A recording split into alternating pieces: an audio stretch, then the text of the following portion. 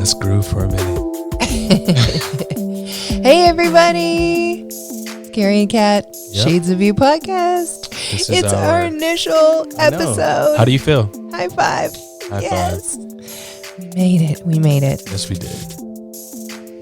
We had a lot of stuff to get through to get this started, but we're grateful that we're getting a chance to get this started. Yeah. We should first start by explaining what we're wearing. Yeah, let's do that. Shout out to the homie Ruslan, who has his own line, and we definitely wanted to support Outlier. So we were like, yo, we actually did a podcast with him yesterday, and we were like, the information that he gave us was so powerful, and the stuff that we shared, I was like, yo, I love that merch. And he was like, man, I can hook you guys up right now. So it was just really cool for him to like bless us with some merch, and we were like, yo, let's take a picture, let's send it to him, and how about we just don this stuff for our first podcast. So what does this mean? That won't mean anything to anybody on Anchor, listening on Anchor, iTunes, or anything. But if you're tuning in on YouTube, hello, check out this Outlier gear. And should we read it? The little description. Outlier is a person or thing situated away or detached from the main body or system. Wow, that's deep. So of course that applies to us as believers. Yeah. Definitely. So we're here representing. Thank you, Ruslan, for the gear. You're the man. All right. I want to get into what the show is about. Okay, so let's start talking about why we decided to do a podcast. Yeah. I feel like we have something to say. We don't claim to be the gurus at all in anything. We're just people who have a heart, who want to share, who have a story. We want to try to like give back and also to empower people. We just want to share our point of view, our shades of view. And we really wanted to do something first that would cater more so to the interracial couple. And I know like interracial is more than the spectrum of black and white. There's so many different spectrums and so many different kind of hues of shades of view. But we wanted to do something that was going to let people know and see that like we want to take a stab at it pretty much and just let people know this is what our perspective is, and maybe they can learn from us. We definitely want to learn from you. We definitely want to share our insight and things that we've been through. So yeah, just sharing our experiences, and hopefully you guys can relate. If you're going through something that we've been through, hopefully we can help you through it. And maybe you can provide some suggestions for us on topics that we should talk about. But we're really excited to get started. So yeah, definitely. Today we're talking about blended families. Blended families. We are a blended family. Yes, we are. And it's awesome. It's sort of like it's not uncommon anymore. No. Like back in the day, it was like unusual, and now it's way more common. I think also it also happens too when you're a little bit older and you've already lived a life before. And so for us, we've both been married prior. And so when you transition, a lot of times you have beautiful kids that come into the play with you. So when you're joining two people together, you're blending those families. And so we want to kind of talk about that, because I think a lot of times people don't talk about that kind of stuff. And the expectations, what come with a blended family, how do you parent? What do you decide to do? Mm-hmm. You know, also taking ownership of like as parents together versus just being like, well, these are my kids and this is how I'm going to run it. Yeah. You know, like that whole separation kind of deal. So it's blended for a reason. When you blend something, think about when you mix something like a smoothie or whatever, it's blended together. It's not like, well, it's oil and water and they don't really mix. You're really blending something together. So it's something. So you all become one unit. Yeah, definitely. One thing that is unified and part of the same entity. Yeah, and I like I said again, I think nobody really, I want to say even nobody, but I think a lot of people don't really talk about those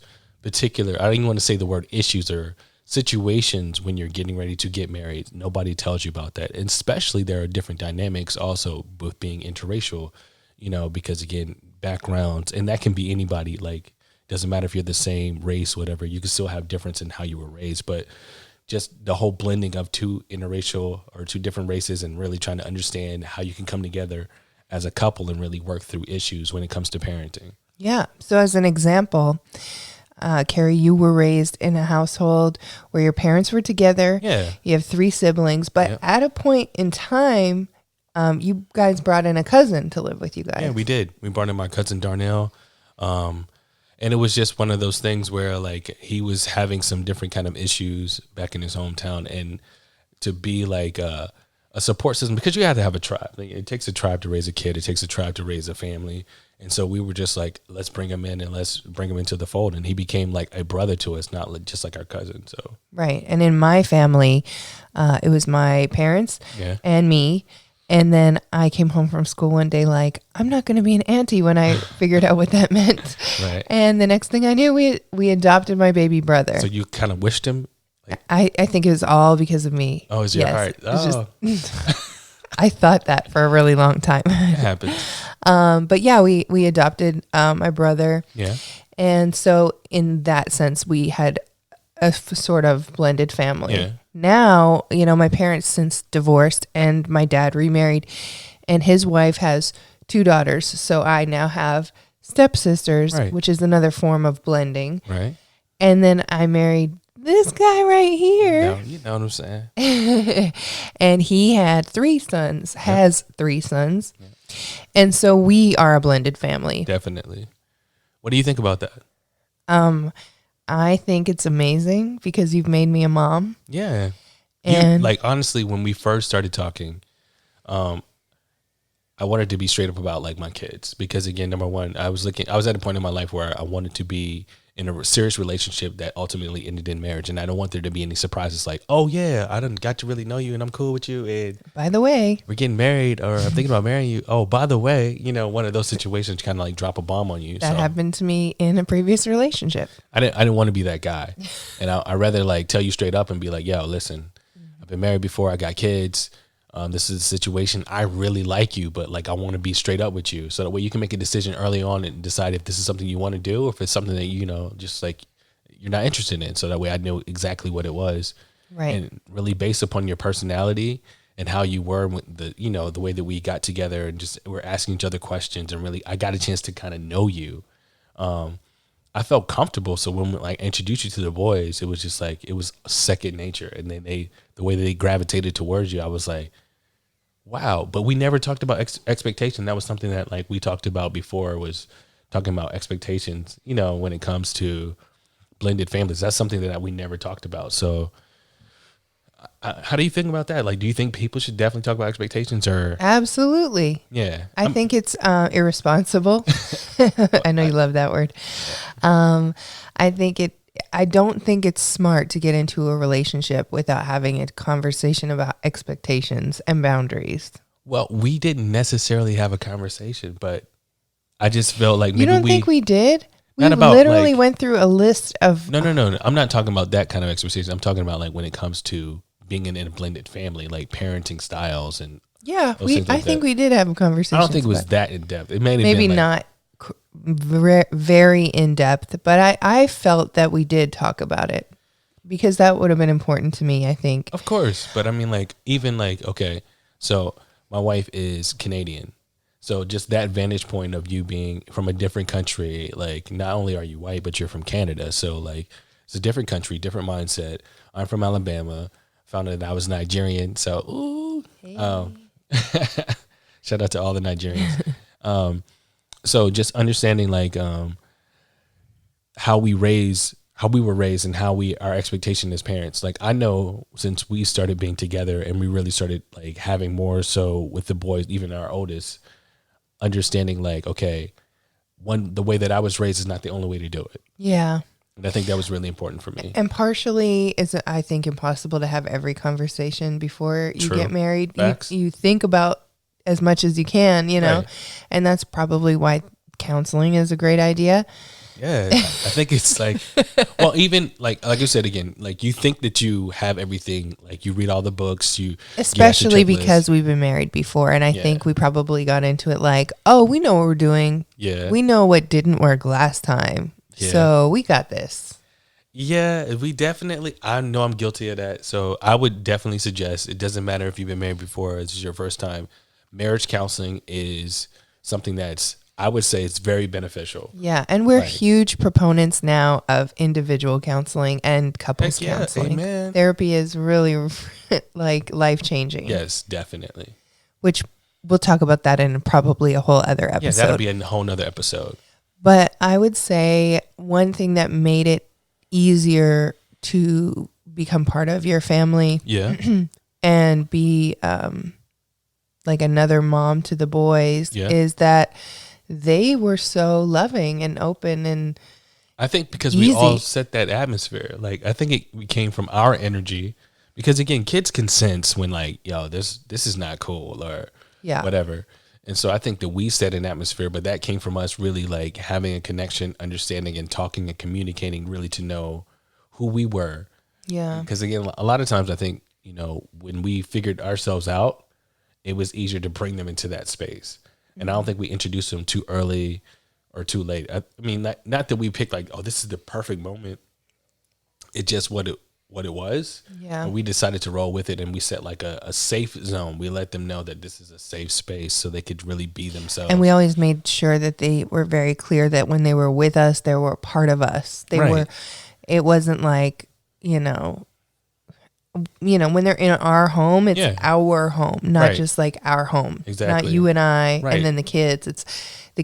It's as much their home as it is ours. We're a tribe. We're a unit. We're a team. It's not like you guys are just along for the ride and then, you know, we take you guys and drop you off. It's like, it's a constant thing. So I think that was one of the things that definitely made them feel safe and secure. And just as a father, watching the boys like gravitate towards you and even calling you like mommy cat, or the way that they, you know, express themselves with you, like that was a sigh of relief for me, because again, I know I love you. I know I was attracted to you, but you never know how your kids are going to act. So the fact that they were just like ready and like accepting, I was like, okay, this is good, because again, like I love her and I want to build a life with her, and they're willing to walk into that. Yeah, and we were just talking to our oldest while he was here about how the reason why it all kind of felt so natural is he sort of forced it to be natural. Yeah. Because he, for some reason, he was just like, in his mind, he must have thought like this is just normal. Right. And one day, this is way early on, he was visiting us and he said, "Hey, Mommy Kat, do you want to talk to my mom here?" And then just shoves the phone in my face, and I'm like, sure, if you're okay with it, I'm fine with it. Like I have nothing, to be weird about. Yeah. So sure, like let's do this as adults. Let's do this as kind people. Right. Because broken relationships are hard for everybody. Of course. So why add any more pressure to it? That's why I always maintained a level of like distance, but also a warmth, so that it was like not distance from the kids so much, but like the mothers, for example, like until they were ready and open to feel comfortable enough to talk to me or interact with me in whatever capacity that was. I didn't force myself. In your opinion, is there like a certain time frame, or are you just kind of reading the room? No, reading the room. Okay. Yeah.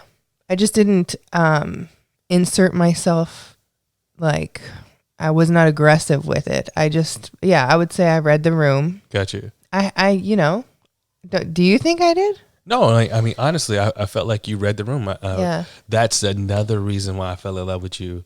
And like just watching you, how you maneuvered the situation, there was no maliciousness or any kind of like shadiness. You know what I mean? Because I knew that down the road, years from whenever we were going through whatever we were going through, when it was difficult, it's like, okay, in a few years, if I react now, a few years from now, how is that going to affect our relationship? That's true. If I don't do anything in retaliation or anything like that, at some point we're gonna all reach a point together where it's like, you know what, you love my kid, like we're okay. And I think another thing for me that really made me, like one thing that I know we decided to do, is not like these are my kids and you're the stepmom. Like I don't like that whole step situation, just because again, like number one, if you're putting your feet on something, you're dominating it. So I don't like that whole step situation. So it was our kids. And so like, I think giving like the ownership, and I really made that important, make one of the fundamental pieces, like when we first started, like, this is ours, they are ours. Yeah. So the way it's like ownership. So you're not looking like, well, those are your kids. Well, you figure it out. Yeah. And a lot of people, some people may have an issue with that, which is understandable, but, it was always a situation where, yeah, you were like, these are our kids, which did give me a feeling of inclusion, right? And did make me feel more like part of the family. But right. but I would never suggest that the kids had to call me mommy. No. Or that like they had to. It was their decision. A certain way. I completely left it in their hands. And that was one of the things, because again, I had been in a relationship with a person that had kids, and that whole, like, I guess because again, I learned from my experience where I didn't want to be like, well, these are my kids and you can't really say nothing to my kids. I didn't want to create that atmosphere. I know it's super easy because kids are serious, and sometimes they can really put a lot of tension on a relationship and cause a relationship not to work. So my biggest thing is always inclusion. And I leave the disciplining to you, really. I mean, I have no problem correcting. We talk about, like, that's one of the things that you've helped me out tremendously, because again, like, I came from a very, very, very, very super strict household where, like, you ain't play no games, you talk back, you getting hit in the mouth. Like, it just, those are the way that I was raised. Like, it's about, you're getting disciplined. And there was a lot of times, like, when we first started dating, or even like in our, just us being married, going on 5 years, it was just like, I would want to take a certain approach of being stern, and you'd be like, no, let's talk about it first. Or there's a way of reasoning. And that's one of the things that I also love about you, is because, again, we know how to parent together. Like I said, because they are our kids, we come up with the decision on what we want to do together, versus it being like, well, these are my kids, I'm going to handle how I'm going to handle it. Yeah. And if you don't like it, oh, well, suck it up. I got a straw for you. You know what I mean? That's not cool. Yeah. And I've seen your growth. I mean, just even recently, we had a situation with one of our sons, and instead of reacting right then and right there, like you would have, true, like, a lot of prayer and fasting. You did pray overnight, and then you woke up the next morning with a renewed vision of what kind of a father you want to be, and I was so grateful for that, because it's what I want, what I envision for our family. Right. I didn't necessarily have that same idea like the night before. Right. I was probably on the same, frame of mind as you, but like, I'm so proud that you took the time to and therapy helped with that too. Of course. I mean, like, there's therapy that helped. God, of course, helped. Yeah. I think the thing that, in parenting, a lot of it is trial and error. You're experimenting. And when I was praying, I was like, God, like, what am I supposed to do? And the thing that he kind of dropped in my spirit was like, you have to react in love. Like, you're my child. Think about as many times as you messed up. I didn't kill you. Yeah. He could have easily just taken me out of the game, but he's like, even when he chastised me out of love. And like, I should take the same approach as being a father, because this was a very pivotal moment. We're talking like a 13-year-old. Yeah. And you can either push him to like, we don't have any relationship and there's tension for the rest of your life, or you can create an atmosphere where you can discipline out of love. You can talk, we can get to a point, we can educate. Yeah. And that's really what we did. And it was great to see that, like, I mean, I play sports, so it's great to see like you got a teammate that, if you pass the ball to, they can score. It's not like they get the ball and they fumble it. Like they can handle the rock.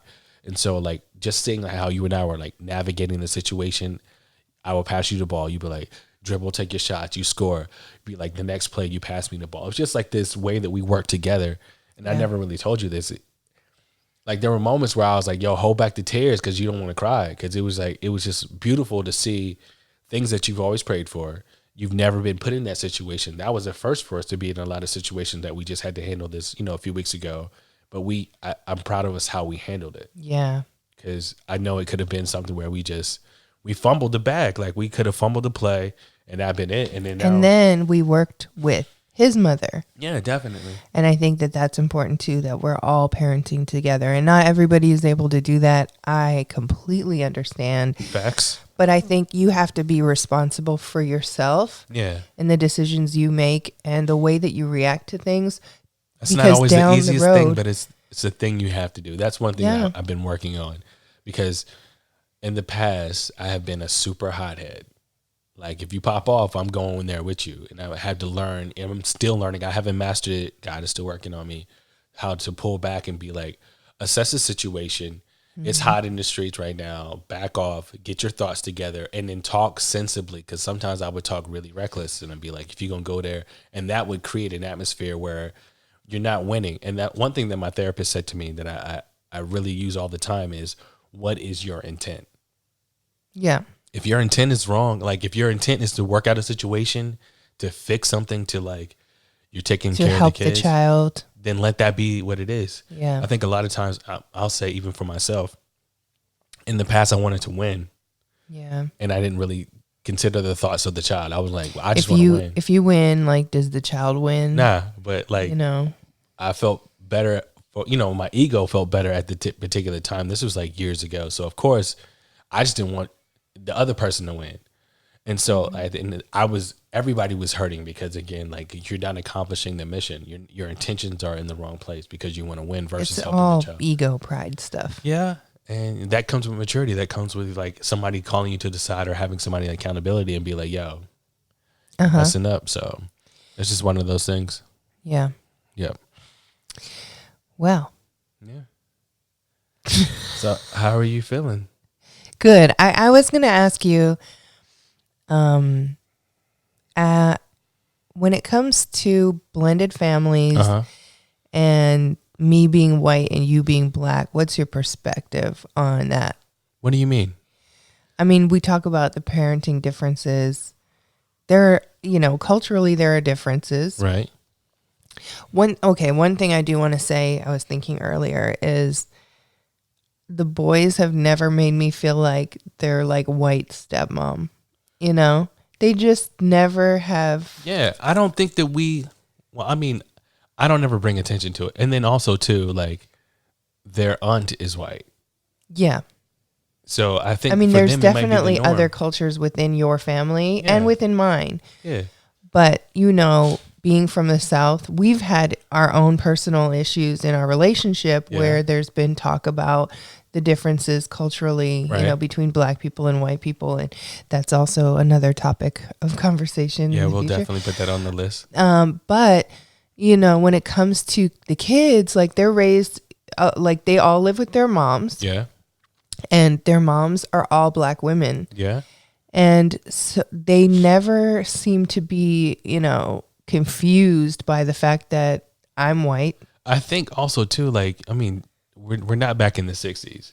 You know what I mean? Yeah. So, and then I think because, again, number one, a lot of their friends are white, their teachers are white, they're exposed to that particular kind of culture. And I don't try to make it a divide. Like, I don't really be like, oh, you're acting that way because you're white. I'm not really trying to bring attention to it. Did you ever worry that there were things I couldn't provide because of the fact that I'm white? Nah, because, again, I've seen your black card. These are jokes, but no, seriously, on a real note, like, you handle yourself, like, how to handle yourself. When we were dating and we ask questions or we be put in situations, like me, when I'm talking about like us interacting with different couples or just being in different rooms, I saw how you handled yourself. So I never had a doubt about like, oh, she don't know how to handle herself or she can't handle herself in this particular manner. Yeah. I knew, like, it's still with parenting, like you're learning. I don't have all the answers. So just, of course, but I knew that we could reason, we could talk to one another and come to a point where we can figure some things out. Yeah. I have had to consider it only, specifically because when there was that shooting in the mall in Birmingham. Yeah. And then we had to have that conversation with the kids about, unarmed black people getting killed by police officers. But I think that was more educational. Oh, yeah, it was. But what I'm saying is, for me, in that moment, being a parent, I was like, wow, I have to really consider what these kids are going to hopefully not encounter, but be exposed to, or potentially, God forbid. But even in that, I think it was education not only for the kids, but also for you. Yeah. I come from, like he mentioned, I'm Canadian, and I come from a culture where guns are illegal, and it's really like people are not just walking through, down the streets with guns. It's not an open carry situation. It is absolutely not an open carry situation. And like, I don't even think I ever saw a gun until I moved here. You never seen one on TV? On TV, of course, on TV. But like in person, maybe like a hunting rifle, but like a handgun, never. Got you. Well, never. So that exposure has been totally crazy, and it's like a whole different world here in that sense, lifestyle. And it's something to be concerned about when you are raising young black men. Of course. That was a very, how can I put it into words? I won't say troubling, because part of it was troubling just because of the situation that was wrapped around it. But it's one of those situations where you realize that you can't cover your kids like you want to. You just have to you have to inform them, give them as much education, and really trying to train them as much as you possibly can so they can make the right decisions in a situation, and pray to God for his covering, and then that they'll make the right decision. Because again, there's so many factors. Like I'm an Army guy, I'm a combat veteran. There's so many factors that go into everything that you can't control every situation. So it's like you want to empower them and give them as much information and pray, number one, like I said, for God's covering, that they make the right decisions. Right. So.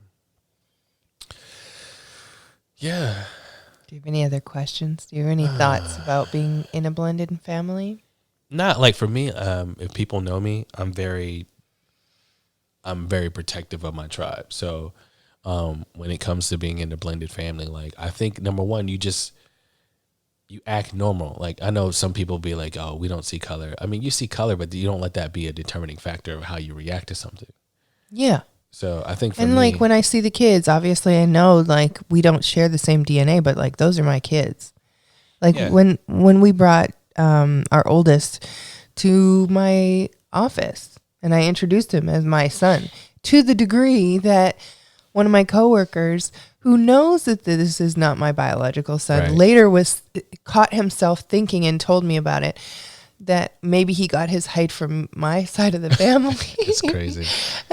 And of course then he caught himself and was like, duh, you're not even his actual biological mother. But that just goes to show that like love, you can love.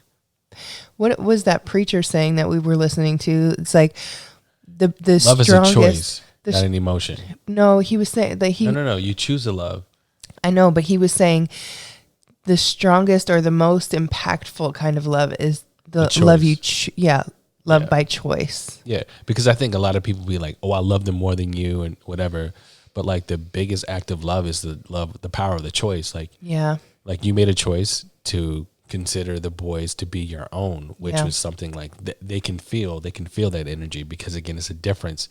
Now, if it was just something like, oh, your dad, and kind of the separation, they're going to feel that. They're going to know that. Mm-hmm. And then too, like when I talk to them, I never say like your dad, X, Y, and Z. Right. I'm like, oh, daddy, said to do this or whatever. We're a unit, Yeah, exactly. Because if you create separation, there's going to be separation. Yeah. So you have to be very mindful of like creating separation. That's not how you're going to win in the end. Like you're only strong as your weakest link. And if you're creating separation, that's going to put tension on that chain. And that chain will eventually break because there's nothing there strong enough to hold it. Yeah. I think we talked about ownership and how important that was. There's a couple more things that I want to talk about was being an example. Mm-hmm. Like I think we talk about, because we are a blended family, and they see our love and how we react and how we do things. Like they're seeing an example, not only just of how a man loves a woman, but just like how people can coexist, even though pigment wise, they don't look the same.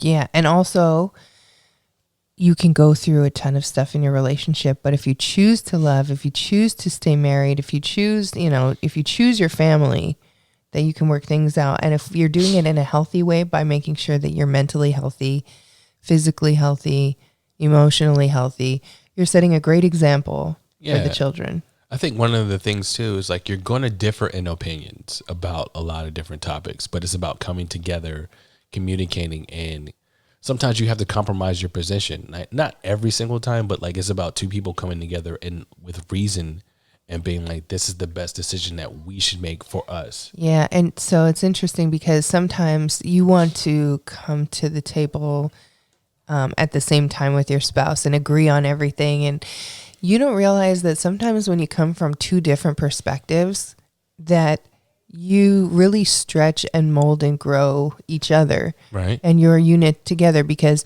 you start to consider other options that may work better for you. I'm the first one to say that. Because, I mean, I used to think that, like, I ain't gonna lie. I used to be like, man, my way is always right. Because I've been right. I feel like sometimes I'm the smartest person in the room, which is not right. But that's how I used to think in the past. My wife, with her wisdom and her different insight and different life experiences, would be like, yo, we should try it this way. And, you know, me, sometimes I'd be like, nah. But then over time or whatever, I'd be like, that's a better idea than what I had. So I had to really humble myself and be like, man, she's got a lot of insight. So now we're to the point where, like, before we even make a decision, we're communicating and being like, what do you bring to the table? How do you see it? How do you do whatever? So we can actually maneuver in a way that we win. I don't want to have to relearn the lesson over when we can get it right the first time. Yeah. So that's one of the things that I'm definitely appreciative of that, because it's hard. It's hard out here just, being a parent and really trying to understand how to do things. And the wisdom comes in where you don't know everything. Yeah.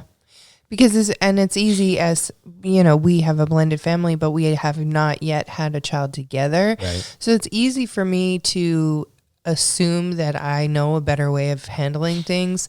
But I also sometimes have to humble myself, like, well, we don't have them full time. Right. And, there's a reason why things may be done a certain way that and maybe if I had a child of my own that I birthed, I might be more lax on a certain topic that right now, as a person that's not had a child, feels like I would be like, no, I would do this, Yeah, sometimes we have those moments. Sometimes we have those moments, and I'd be like, but one thing that I do out of maturity and out of love, I don't try to check you and be like, well, because you ain't had no kids, whatever, because I know in the end that's hurtful. My intentions are not going to come across the right way. But there'll be times I'll be like, well, babe, let's have a little grace, because I was just going to use that word, grace. Yeah. That's the word. Yeah, I mean, because again, we have to have grace, because again, like I said, their situation, where they come from and what the parameters that their mom has set may be a little different from what we have. And so because we don't have them all the time, we have to make adjustments. Yeah. And that's the one thing about life. You got to learn to make adjustments, because again, if you think that you can only do it one way, you're probably not going to be that successful. Yeah. It's just about even a life, and, liking life to sports. You think about a football team, and they start out, the first quarter, and some stuff is working, some stuff isn't working. Whoever makes the adjustments after halftime is purely going to be the team that wins.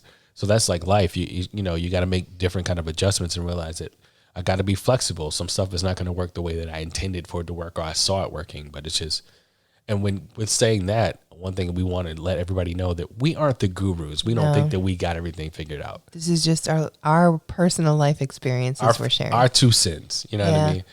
Take it or leave it. Hopefully you take it. Yeah. You don't want to leave it. Hopefully you take it. But we're just two people. My advice to step parents or future step parents is be open to loving the children. Be patient. Yeah, patience is key. Patience. And when I say be patient, I mean what we were talking about earlier, maybe you're having trouble with one of, with the biological mom or the biological dad in another case, right? But that is all going to change 5 years from now. So what are you going to do now to make sure that down the road, that's the healthiest situation possible? And also for the biological parent to be patient as well. Absolutely. Because again, you don't understand what kind of pressures or feelings or emotions that I hate the word step, the bonus parent may be feeling at the time. So yeah. And hopefully that bonus parent has the best of intentions, because they want to be part of the family. And honestly, if you're trying to marry somebody and they have kids and you're not really interested in the kids, might as well just say don't don't play that game. Don't do that. Yeah, it's not fair to the family. Yeah. It's not fair to the kids. It's really actually not even fair to the partner. No, not at all. Because again, you're setting expectations like you want to be with that person. Just be straight up. I know people would appreciate that. It may suck and it may sting, and just saying this is not something I want, but people will probably respect that fact a whole lot more than thinking that they're going to build this life with you, and that's a deal breaker for you because you don't communicate that. And I've always wanted to be a mom, from as far back as I can remember. Yeah. And we are trying, and if God blesses us with a baby together, that would be amazing. But if he doesn't for some reason, I am so grateful to have these 3 boys, and they really fulfill that. I was going to make a joke, but you got so super spiritual. I mean it because I really love them. That's good. I was going to say, like, let's, we're trying to make this kid. Let's hurry up with this podcast because let's go to work. But you got so spiritual now. My hands are raised. I was like, hallelujah. So, like, you didn't let me really get in that. Dummy. Yeah, I mean, I'm just really grateful. I'm really grateful that they're good kids. And what my biggest concern is I mean, I'm the product of a divorced family. Right. So I understand that the emotional repercussions that can happen when you're from a broken home. And I used to talk to you about this, and you used to say, "We're not a broken home. It's not a broken home." Well, but it is. But it's all okay. No. I understand, but I don't choose to accept the word broken. I mean, I understand and I respect that. So you have to be careful because, again, I think a lot of times you can let words get into your psyche and then you can wear that. Yeah, that's true. So I don't wear the word broken. Yeah. So my concern, though, was for the kids and their emotional state in the future and how that will manifest and how they may turn to, God forbid, like just other things to fulfill the voids that they've felt. Whether it is from not having you in their home, not having you in their state, because we do live in California and they live in Alabama. Yep. So Roll Tide. And I mean, we want to be closer to them, right, which is great. That it's not a situation where it's like you wish you were closer and I'm like, no, I'm good out here. Like we both want to be actively in their life and closer to them. And it's because I want them to be the healthiest men that they can be once they grow to be men. Yeah, I think because they're going to get into relationships and they're going to have families of their own, and they are going to affect other people. And I want them to continue to be good because they're good kids. Yeah, it's all about the energy that you put out there. Like, I mean, parenting, you have to work. Like, and that's one of the things that I told myself.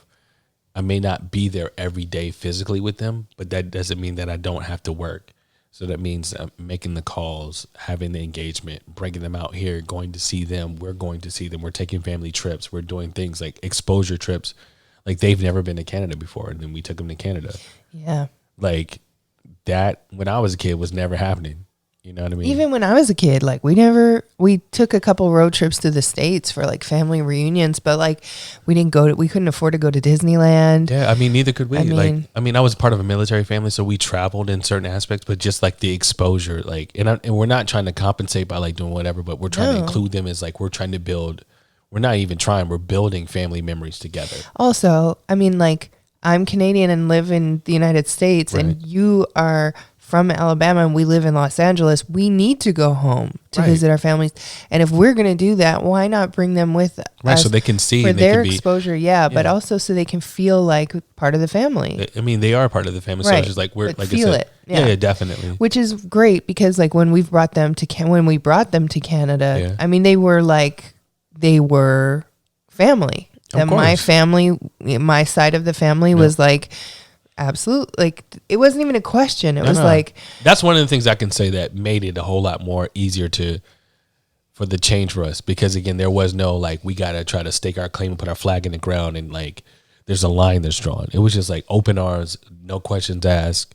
You're one of us, right? Yeah, we're part of the tribe, like without even questions asked. And I think that was one of the things where we felt, I know for me, I can speak for myself, but even just seeing the boys' reaction, like, oh, this is family. I can let my guard down. And they claim them. Right. Which is awesome. Right. Like they're like, oh, cousin so-and-so. Exactly. I'm like, oh, they are your cousin. Yeah. That's so exciting. Right. Oh, Lord, you're having this emotional moment. Because it's great that they're accepting of it. Right. And that we always talk about, it's just an addition to what you already have. It's just, you have all these people that love you. True. It's not like us instead of them or whatever. It's so many people just love you. I mean, it's family. Like, I don't think people really understand that word. Like family is, you don't pick and choose when you decide whatever. It's like family is like everybody. you know, and that was one of the things, like I said, to feel included. Like as soon as we got off the plane, before we got off the plane, like we already had the conversations, but just to see them, I knew I was going to be straight because again, I had already had the interaction, but watching them, because, you know, like as a father, you're always guarded. You're just like, you want to protect your seed, you want to protect your little ones, but just to and see like them, we had kids out there that couldn't swim, I was that so were nervous. in the lake with my cousins, my aunts, my uncles, and it's like, of course, my family is going to be making sure that these kids are safe, Yeah, and taken care of. and that's another point. Like, so realizing that they are our kids. So I did feel a little scared at particular times, but like you comforted me. You were just like, they're my sons. Like, well, I wouldn't let anything happen to them. Yeah. And once I got that point, I was just like, I can exhale. Yeah, the last thing I would ever plan or want to do is put them in harm's way. I want to make positive memories for them so that years down the road, they're like, remember that time? Right. And I was on a wakeboard, paddleboard. Yeah. And I'm by myself, like, I just to see their joy, like when I pulled up and just to see the joy in their face. Yeah. Oh, and gosh. I was like, what? Best. Who let you out here? Best summer ever. And you experience. You've been doing this your whole life. Yeah. Like, thank God for a life jacket. Definitely. Plugs to life jackets. Like, we love you guys. Yeah. But yeah. It was really cool. Yeah. Any other topics you want before we wrap this up? You know what? I think that might be it. I feel really good. I feel like I gave the people like enough. Like I feel like I've poured out my cup. Yeah, I would really love to hear from you all that are in blended families, are going to be in a blended family and have any definitely. questions. We're happy to continue this conversation in the future. Like we said, we're not experts, we're not the gurus, but this is our life. Like, this is what we do. Of course. We want to share a piece of what we have with you, and we're looking for you to share with us because, like I said, that's how we're going to grow. This is a community. It's not just us. It's a community. So, yeah. All right. Thank you guys for joining us. Join us next time. Stay tuned. Yep. Keep an eye on at Shades of View podcast on Instagram. That's probably the best way to keep up to date on what we're going to be when we're putting out new podcasts. Yep. We intend to do one a month at least. Yep, at least. Maybe more. Maybe more. You know, you never know. More. I'm starting to get kind of comfortable. I mean, I know this is the first one, but I'm just saying. I think we could probably, But we'll see. We'll keep you guys posted. Definitely. Now, our video did go out partway through. Yeah, we're so we will be putting it up on YouTube, but we may have a blank card at the end of it. So hopefully you've tuned in to the end of this. If you have, you guys are amazing. Thank you for joining us. And we're so excited that you've been part of this, and we'll talk to you soon. Peace.